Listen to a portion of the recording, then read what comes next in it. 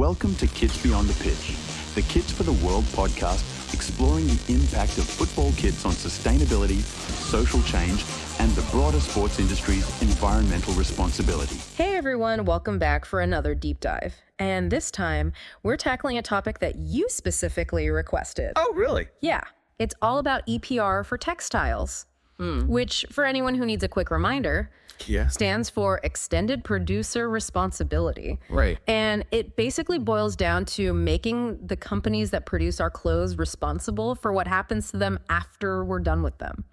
Interesting.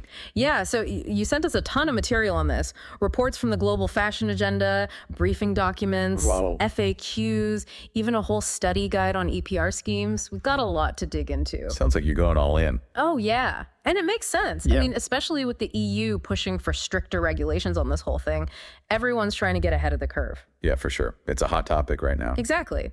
Imagine a world where every country has completely different rules about what to do with old clothes. Oh, a logistical nightmare. Total chaos, right? Yeah. So our mission today is to help you navigate this crazy world of textile EPR. We'll see how it's playing out globally, what it means for companies, and maybe even what it means for us the next time we're cleaning out our closets. Sounds good. Let's get started. All right, so this Global Fashion Agenda report. This one really caught my eye. They seem pretty excited about how many EPR schemes are popping up all over the world. Oh, yeah. They're definitely seeing some momentum. Yeah. And except for those who don't know, yeah, the GFA, they're a nonprofit that's all about pushing for sustainability in the fashion industry. So they're a pretty reliable source for this kind of stuff, right? Oh, yeah, absolutely. They're a leading voice in this space. Okay, cool. So they highlight that the EU is kind of leading the charge on this whole EPR thing with their Waste Framework Directive. WFD. Yeah, exactly. I'm still wrapping my head around it, but it seems like their master plan for dealing with all kinds of waste. It's a pretty comprehensive framework for sure. And they're currently in the process of updating it to include mandatory EPR for textiles across all EU countries. Right. The goal is to harmonize these schemes. Right. Harmonize. Okay, so it's not just a free-for-all in the EU then. Well, that's the idea. They're trying to streamline things so companies aren't dealing with 27 different sets of rules. Make it simpler for businesses operating across the EU. But even getting everyone on the same page within the EU is proving to be a bit of a challenge. Oh, I bet. Yeah, the report mentions these trilogue negotiations that are happening right now. And things are getting, well, let's just say there's some debate. Trilogue negotiations. Ooh, that sounds intense. So what is that exactly? Who's involved? So it involved the European Parliament, the Council of the EU, and the European Commission. Okay. They're all trying to hash out the details of these new EPR regulations. I see. And it's getting pretty heated because things like which products are covered, who's considered the obligated producer, right, and how much they'll have to pay, all that is still up in the air. So for a company that sells clothes all over Europe, this is kind of a big deal, right? Oh, yeah. They're watching these negotiations very close. Makes sense. Because the outcome could have a huge impact on their business. So much for a simple harmonized approach. Well, harmonization is the goal. But the reality is, it's complex. It's messy. Exactly. All right. So the EU's taking this top-down approach, but then we look at North America and yeah, it's a different story. It's totally different, right? Yeah, much more fragmented over there. Yeah, it's more like individual states are taking the lead, like California, New York, Washington. They're kind of paving the way with their own initiatives. It's a state-by-state approach. Exactly. And this is where it gets really interesting, I think, because California's SB 707, it's a great example. Yeah, I've heard about that one. Yeah, so it passed in 2024. And companies need to join a producer responsibility organization, a PRO, by 2026. And they have to be fully compliant by 2030. Those deadlines are coming up fast. And I know, right? They're just around the corner. Yeah, companies need to start preparing now. Absolutely. And then we have Washington State also working on a similar law. But imagine the headache for brands that are selling clothes all over the U.S. Oh, yeah, it'll be a patchwork of regulations. Different rules in every state. I mean, the compliance costs could be insane. Yeah, it could get pretty complicated. So the report also mentions other countries like Australia, Chile, Ghana, and Kenya. They're all getting in on this EPR action. It's a global trend. It is. And they're all doing things a bit differently, which is interesting. Australia is a really interesting case. How so? Well, the government there basically said, look, You can either join a voluntary stewardship scheme or we'll make regulations mandatory. Oh, so they gave him a choice. Yeah, and suddenly everybody's super interested in voluntary participation. Nobody wants more red tape. Exactly. So we've seen this global momentum building, but I think it's time to break down the nuts and bolts of EPR. Okay, let's get into the details. Yeah, who is actually responsible here? What products are we talking about? And how does this all actually work on the ground? Let's break it down. All right, so one thing I keep seeing in these sources is this term obligated producers. And then there's also products in scope. Yeah, those are key concepts. What do those actually mean? Okay, so obligated producers are the ones who are legally responsible for their products at the end of their life. In the EU, that could be the manufacturer, the brand, the retailer, whoever first puts that garment on the EU market. So if I'm a small brand designing and selling clothes, let's say only in the US, Yeah. I wouldn't necessarily be an obligated producer under the EU's rules. Right, you wouldn't be subject to those regulations unless you were selling into the EU market. Okay, that makes sense. And then products in scope. What falls under that? Usually it includes apparel, footwear, sometimes home textiles. So California's SB 707. Yeah, good example. That specifically targets apparel and textile articles, right? Exactly. Okay, starting to make sense now. But then there's this other layer, the producer responsibility organizations, or PROs. I see them mentioned everywhere, but I'm not entirely sure what they do. Yeah, they're kind of the behind-the-scenes players. What's their role? Think of them as the orchestrators of EPR. They're the ones making sure this whole system actually functions. I see. So they collect fees from the obligated producers, use those funds to organize the collection, sorting, and processing of all those old clothes. Some of them even handle recycling and disposal. So they're like the project managers of textile waste. Exactly. They do the heavy lifting of making EPR operational. Wow. And there are already a bunch of these PROs out there, right? Oh, yeah. There are quite a few, like Refashion in France, the Ariane Consortium in Italy, Sticking UPV Textile in the Netherlands. It's really happening. So imagine you're running a small fashion label. Yeah. You're suddenly faced with all these EPR obligations. Yeah. Would you rather try to figure out the whole system on your own, or would you join a PRO and kind of share the burden? That's a tough question. It's a trade-off, isn't it? I mean, on the one hand, Yeah. joining a PRO, that could give you access to their expertise, their resources. Right. You wouldn't have to build everything from scratch. Exactly. But you might lose some control over the process, right? You're kind of handing over the reins. Yeah, whereas going solo, that gives you autonomy. You're in the driver's seat. Totally. Right. But then you're on your own to navigate all those regulations and logistics. It could be overwhelming. It's a tough choice. I guess it really comes down to a cost-benefit analysis, right? Absolutely. For small businesses, I think the financial aspect is going to be a major factor. Oh, for sure. Our study guide actually mentions this report from the Ellen MacArthur Foundation. Okay. And they found that textile collection and sorting alone, that could cost brands anywhere from 4 to 25 euros per ton of clothing. Wow, that's a big range. It is. It really depends on the specifics of the system. So, I mean, that's a significant expense, especially for smaller brands that are already operating on pretty tight margins. Right. It could be a real barrier to entry. But maybe EPR could also lead to some cool collaborations, you know? Imagine a PRO formed by a collective of independent designers. Oh, interesting. They're all working together to make their operations more sustainable. Yeah, that's a great point. Collaborations like that could be a real game changer for smaller brands. Pool resources, share knowledge, advocate for more sustainable practices. Exactly. Strengthen numbers, right.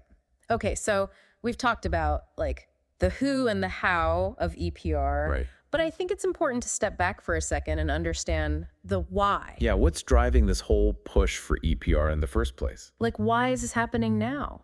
Well, I think there are a few reasons. Okay. First of all, the sheer volume of textile waste is a massive problem. Oh, absolutely. We're literally drowning in clothes. Yeah, that's crazy. Millions of tons ending up in landfills every year. And a lot of those clothes are shipped off to developing countries, right? Exactly. And that creates a whole other set of environmental and social issues. Yeah, it's easy to forget about the impact of our fashion choices when we're just cleaning out our closets. Out of sight, out of mind. Right. But those clothes don't just disappear. They have to go somewhere. And EPR is trying to address that, right? Yeah, it's about making producers accountable for the entire life cycle of their products. So it's not just about reducing waste. It's about changing the system. Yeah, it's about moving away from this linear model of take, make, dispose, toward a circular model. where materials are kept in use for as long as possible. Exactly. That's the goal. And this whole shift toward circularity, it aligns with this like growing awareness among consumers about the impact of their clothing choices. Right. People are more conscious of where their clothes come from and where they go after they're done with them. They're demanding more transparency from brands, and they want to support companies that are committed to sustainability. It's become a key selling point. You see it everywhere. Brands talking about sustainable materials, ethical practices. Repair services. It's definitely a trend. And EPR is like providing this regulatory framework that can support these initiatives. It gives some teeth to those claims. It pushes the industry toward more systemic change. That's the hope. The study guide even mentions this concept of a net positive fashion industry. Have you heard of that? Yeah, that's a pretty ambitious vision. So what does that even mean, like net positive? It means an industry that actually gives back more to the environment and society than it takes out. Whoa. It's about going beyond just minimizing negative impacts. So not just doing less harm. Right. It's about actively working to restore and regenerate ecosystems. Wow. So could EPR actually help us get there, to this net positive fashion industry? It has the potential. By encouraging circularity and responsible design, EPR lays the groundwork for a more sustainable fashion system. Okay, so we've got a lot to unpack here. We're talking about tackling textile waste, promoting circularity, responding to consumer demand for sustainability, and maybe even paving the way for a net positive fashion industry.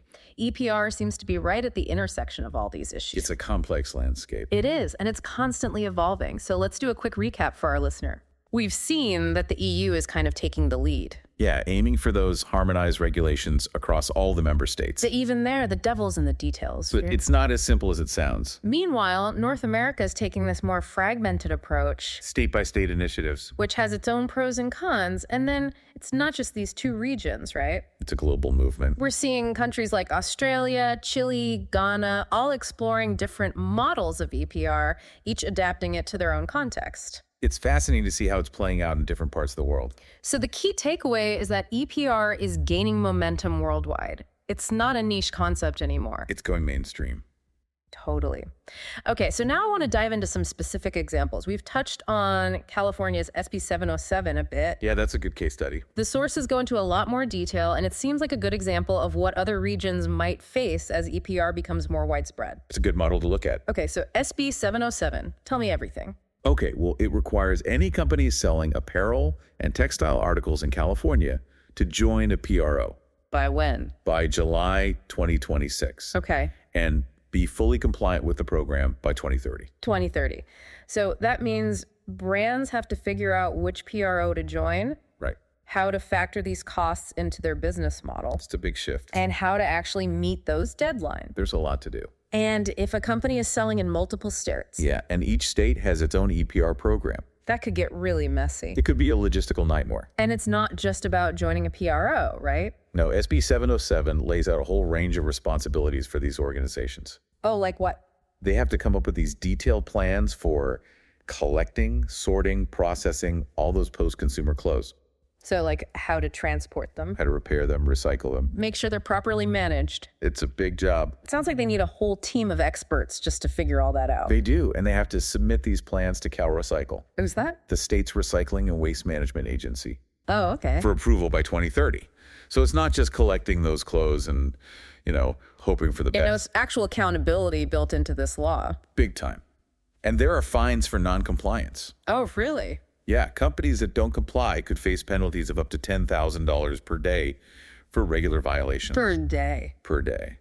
And up to $50,000 per day for intentional violations. Wow, they mean business. They do. They're serious about enforcing these rules. That's intense. And then Washington State. Right. They're working on similar legislation. Okay, so what are they proposing? It would require large producers, importers, and sellers to register with the Department of Ecology Okay. and join or form a PRO by January 2027. So a slightly longer timeline than California. Yeah, but the overall approach is pretty similar. And penalties. They're proposing fines of up to $1,000 per day for the first violation Okay. and up to $10,000 per day for subsequent violations. So a bit lower than California. A little bit, yeah. Still significant. Definitely enough to get people's attention. So it seems like this whole EPR thing is really gaining traction in the US. It's definitely picking up steam. Individual states are leading the way. Yeah, it's a state-level movement right now. Do you think this will eventually lead to federal regulations? It's hard to say, but it's certainly possible. Yeah, like a domino effect, right? As more states adopt EPR, the pressure for a national approach will grow. Exactly. Okay, so zooming out a little bit, let's talk about the big picture. Okay. If EPR does become the norm, how do you think it will change the way clothes are designed, produced, even consumed? I think it has the potential to really disrupt the current fashion system. In a good way. Hopefully, it could drive innovation in all aspects of the industry. Like what? Give me an example. Well, imagine designers thinking about the end of life of a garment from the very beginning of the design process. So instead of just focusing on like aesthetics and trends. Yeah, they're also considering durability, repairability, recyclability. It's a whole new way of thinking about fashion. It is. It's about moving away from fast fashion. Where clothes are designed to be worn a few times and then tossed. Exactly.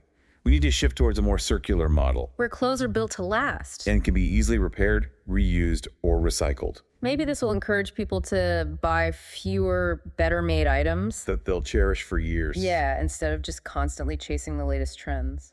It's about quality over quantity. I like that. EPR could contribute to a real cultural shift. Away from disposable fashion. Towards a more mindful approach to clothing. I love that idea. So it's not just about how clothes are made. It's about our relationship with them. How we consume them. Exactly. It's like a whole new mindset. It is. It's a big shift. So EPR could be the catalyst for some much needed change in the fashion world. It definitely has the potential. But it's not a magic bullet, right? No, we could just sit back and wait for regulations to fix everything. We need consumer education. Technological advancements. And a fundamental shift in our consumption patterns. It's a multi-pronged approach. And EPR is one piece of that puzzle. A crucial piece, but just one piece. Okay, so everyone listening, take note. Yeah, this is something we all need to be paying attention to. Now, before we wrap up this part of our deep dive, I want to zoom out even further. Okay. And consider the global implications of these EPR developments. We've talked about how different regions are taking different approaches. Right, there's a lot of variation out there. What are some of the challenges and opportunities that come with this, like patchwork of EPR schemes? Well, one of the biggest challenges is fragmentation. Like we talked about earlier. Yeah, having different rules in different countries creates a real compliance headache for companies that operate internationally. Yeah, it's like trying to navigate a maze blindfolded. You never know what you're going to run into. Each country has its own rules, its own timelines, its own definitions of everything. It's confusing. It can be really costly. And it can lead to legal risks for brands. Especially those selling in multiple countries. They're caught in the crossfire. Yep. And this lack of harmonization, it makes it harder to create a truly global circular economy for textiles, right? Right. If materials are collected and processed differently in different regions, it's tough to build efficient and sustainable recycling systems. So fragmentation, definitely a challenge. But are there any silver linings here? Any opportunities that come with this diversity of approaches? Oh, absolutely. One of the biggest opportunities is the potential for learning and knowledge sharing. Okay, tell me more about that. Well, by observing how EPR is implemented in different contexts, we can learn a lot about what works and what doesn't. It's like a global experiment in real time. Exactly. Each region is trying out different approaches. Learning from each other's successes and failures. And that can lead to the development of best practices. That can then be shared and adapted across different regions. It's a collaborative process. So even though fragmentation creates challenges, it also opens up possibilities for collaboration and learning on a global scale. And this is where organizations like the Global Fashion Agenda come in, right? Play a vital role. They're like the facilitators bringing everyone together. Yeah, they connect stakeholders from different countries, different sectors. To share knowledge, build consensus, and push for greater harmonization. They're the bridge builders. I love that. Okay, so I think we've done a pretty good job of unpacking this complex topic. Yeah, we've covered a lot of ground. We talked about the basics of EPR. The specifics of California's SB 707. The challenges and opportunities of a fragmented global landscape. And the potential for EPR to drive innovation and create a more circular fashion economy. So we've talked a lot about the impact of EPR on brands in the industry, but I'm also thinking about us, the shoppers. What happens to us when we're done with our clothes? Right, the consumer experience. Exactly. That seems like a pretty important part of this whole EPR thing, and I don't think the sources really touched on it. It's a good point. It often gets overlooked. Yeah, because if chucking clothes in the trash is no longer an option, Right. what do we do with them? Are there designated bins for textiles? Maybe pickup services? Yeah, like a whole new infrastructure. But exactly, it's a whole new system. Keep those clothes circulating. Keep them out of the landfill. Whether it's through reuse, recycling, or even just responsible disposal. Right. It's about giving those clothes a second life. And maybe even incentivizing consumers to participate. Oh, like rewards programs. Yeah, exactly. Like, what if you got store credit for dropping off a bag of old clothes? Or discounts on your next purchase. I mean, that would definitely change the way I think about getting rid of clothes. It wouldn't feel like just throwing things away. Right. It's like I'm actually contributing to this closed loop system. You're part of the solution. Exactly. And those clothes, they become valuable resources. Not just waste. Maybe this will even bring back those old school skills, like mending and repairing clothes. Oh, yeah. I love that idea. Like, remember when people used to patch up their jeans? Or darn their socks. It was a different time. It was. But maybe EPR could help revive those practices. Encourage a more DIY approach to fashion. I like it. It's not just about how clothes are made, but it's about reshaping our entire relationship with fashion. It's about slowing down, appreciating what we have. Thinking about the life cycle of our clothes. Making more conscious choices. Okay, so as we wrap up our exploration of global textile EPR, I want to highlight a few key takeaways for our listeners. All right, let's recap. First, this is a global movement. Yeah, it's gaining momentum. And it's driven by these growing concerns about textile waste. Environmental impact. And the desire for a more circular fashion industry. Right, we need to move away from that linear model. Exactly.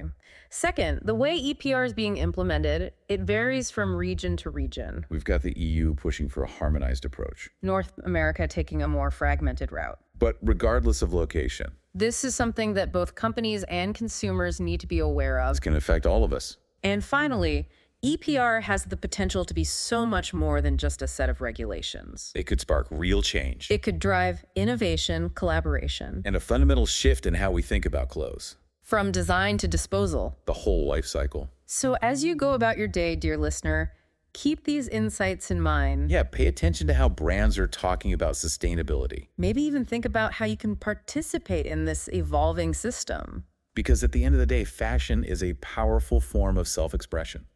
It is. And by embracing a more sustainable approach, we can make sure our style reflects not just our personal taste, but also our values. and our commitment to a healthier planet.